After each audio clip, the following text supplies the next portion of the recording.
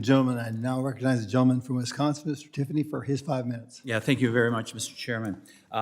So, Ms. Lennox, is it fair to say that this has become a profit center for some of these groups that are the subject of what we're talking about here?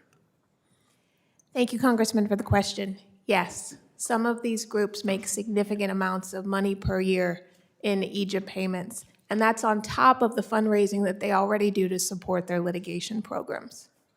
You know, I have a document here before me, Lawsuit Roundup. It says, in every lawsuit, we being Earth Justice, we represent our clients free of charge because justice should not have a price tag. So their clients get free of charge, but there's never a free lunch, is there? Who's paying for this?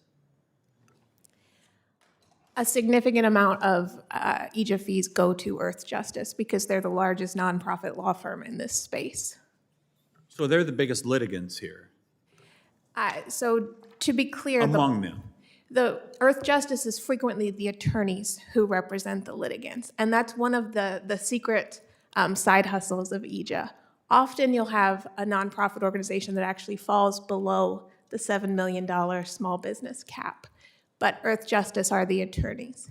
And so Earth Justice, with $241 million in annual net worth, is the entity that actually receives the EAJA payment, but the nonprofit plaintiff is the party that is eligible for the EAJA award.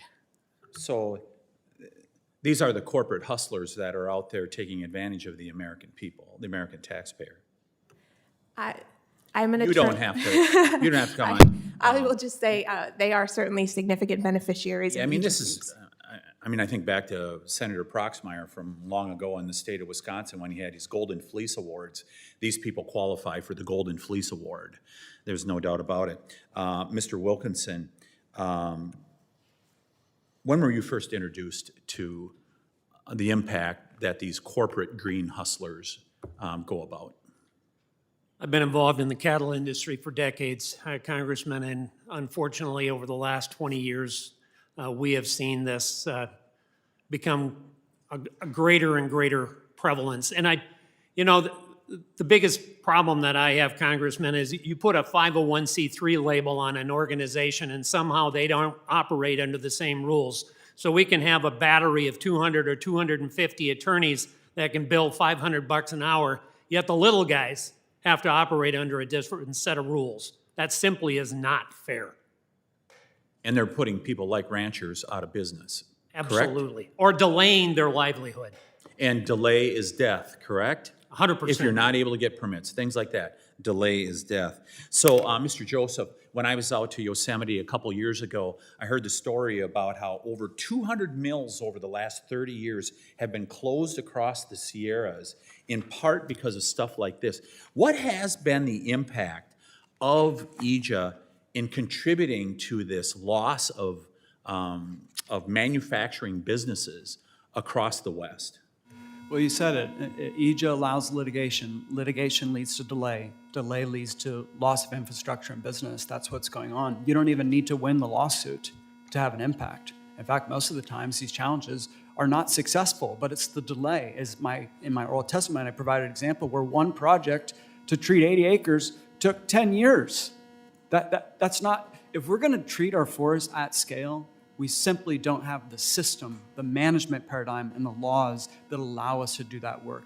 And the infrastructure, the people who steward our forest are being put at risk, and we're losing our ability to manage our forest because of it.